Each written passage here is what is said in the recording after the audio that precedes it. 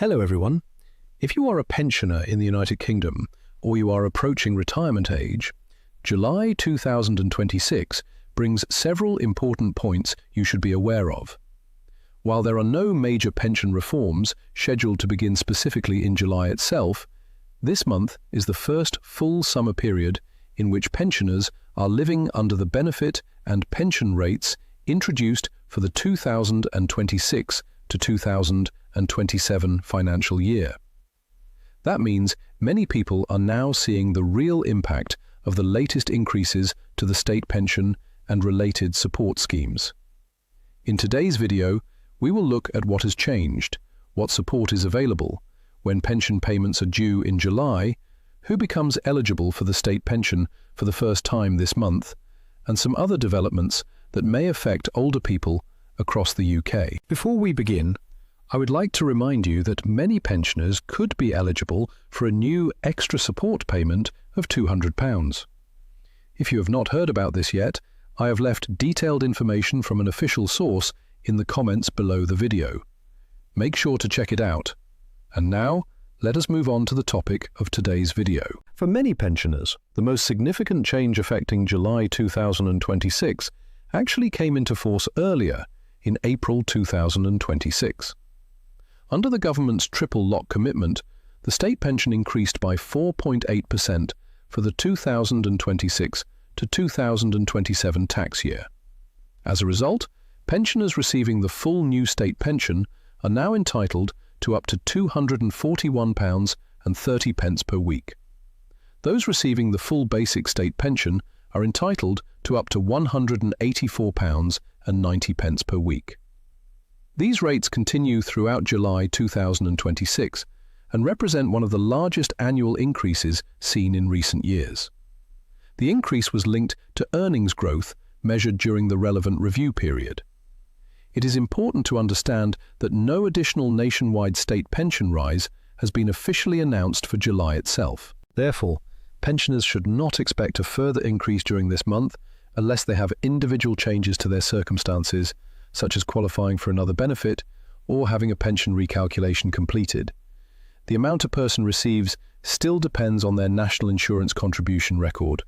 People on the new state pension generally need around 35 qualifying years to receive the full amount, while those with fewer qualifying years may receive a reduced payment.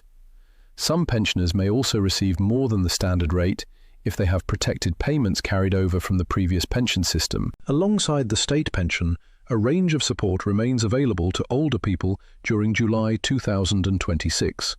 One of the most important benefits continues to be pension credit. Despite years of awareness campaigns, many eligible pensioners still do not claim it. Pension credit can provide additional income for pensioners on lower incomes and may also unlock access to other forms of support. For the 2026 to 2027 financial year, the standard minimum guarantee has increased. A single pensioner can have their weekly income topped up to at least £238, while couples can receive a combined income guarantee of at least £363.25 per week if they meet the eligibility requirements. Claiming pension credit can also open the door to help with housing costs, reductions in council tax, support with NHS-related expenses in some circumstances, assistance with heating costs, and other local authority schemes.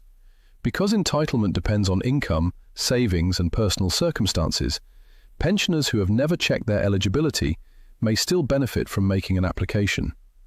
Attendance allowance also remains available during July 2026 for older people who need help because of illness or disability. This benefit is not means-tested and can provide additional financial assistance for those who require support with personal care or supervision. Likewise, eligible pensioners may receive personal independence payment if they are already on that benefit before reaching state pension age, or other disability-related support, depending on their situation. Many pensioners can also continue to benefit from free NHS prescriptions where applicable, concessionary travel schemes administered by local authorities, discounts through the Senior Rail Card programme, and various local support initiatives. However, eligibility conditions vary across different parts of England, Scotland, Wales, and Northern Ireland. Pensioners should therefore check the rules that apply in their own area. Turning now to state pension payment dates for July 2026, there are no special nationwide changes to the payment schedule. The Department for Work and Pensions continues to pay the state pension every 4 weeks directly into a bank, building society, or credit union account. The exact day a pensioner receives payment depends on the last 2 digits of their national insurance number. Those whose national insurance number ends between 00 and 19 are normally paid on Monday. Numbers ending between 20 and 39 are paid on Tuesday.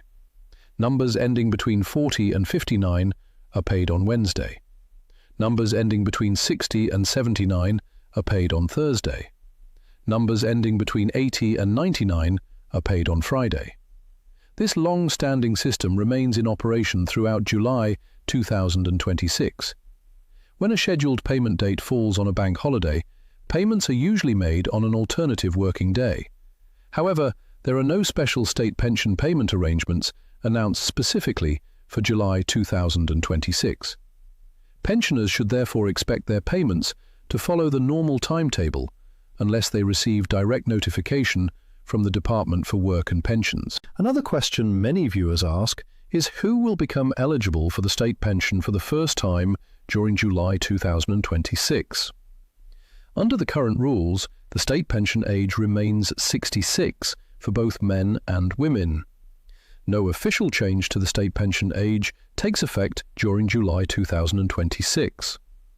This means that people celebrating their 66th birthday during July 2026 may become entitled to claim their state pension, provided they meet the necessary national insurance requirements.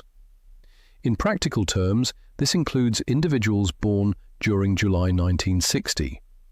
Depending on their exact date of birth, they may reach state pension age during the month and become eligible to start their state pension claim process. Anyone approaching retirement should remember that state pension payments are not always started automatically. It is important to check correspondence from the government and ensure that a claim is submitted when required. Pension forecasts can also help people understand how much they are likely to receive and whether there are opportunities to improve their entitlement through voluntary national insurance contributions. Beyond pensions and benefits themselves, several other developments may indirectly affect pensioners during July 2026. Inflation remains an important issue for many households. Although inflation has eased compared with the highest levels seen earlier in the decade, the cost of everyday essentials continues to be a concern for many older people living on fixed incomes. Energy prices, food costs, housing expenses, and healthcare-related spending remain significant factors in household budgets. Another important consideration is taxation. The full annual new state pension is now very close to the frozen personal income tax allowance. As a result, some pensioners with additional private pensions, occupational pensions, savings income, or employment income may find themselves paying income tax, even though the state pension itself is not taxed before payment. Pensioners should therefore monitor their overall income position carefully. Workplace pensions also continue to play a growing role in retirement income. More people reaching retirement in 2026 have spent substantial periods under automatic enrollment arrangements, meaning that many new retirees are combining state pension income with workplace pension savings. Decisions about withdrawals, annuities, and pension drawdown remain important financial considerations. It is also worth noting that, as of July 2026, there are no officially confirmed nationwide pension reforms taking effect specifically during this month that would alter the state pension age, introduce a new payment system, or create a new universal pension benefit. Any reports suggesting major July-only pension changes should be treated with caution unless confirmed through official government announcements. As we come to the end of this update, the key message is that July 2026 is primarily a month in which pensioners continue to benefit from the increases introduced earlier in the 2026 to 2027 financial year. The full new state pension stands at £241.30 per week. Pension credit rates have increased, existing support schemes remain available, and the state pension age continues to be 66. People born in July 1960 may become eligible for the state pension for the first time this month, while payment dates continue to follow the National Insurance Number schedule used across the country. Staying informed is one of the best ways to make sure you receive every pound of support to which you are entitled. Whether that means checking your pension credit eligibility, reviewing your national insurance record, confirming your payment dates, or understanding how pension increases affect your finances, a little preparation can make a significant difference. If you found this update useful, please like the video, subscribe to the channel, and turn on notifications so you do not miss future updates on UK pensions, benefits, and financial support programs.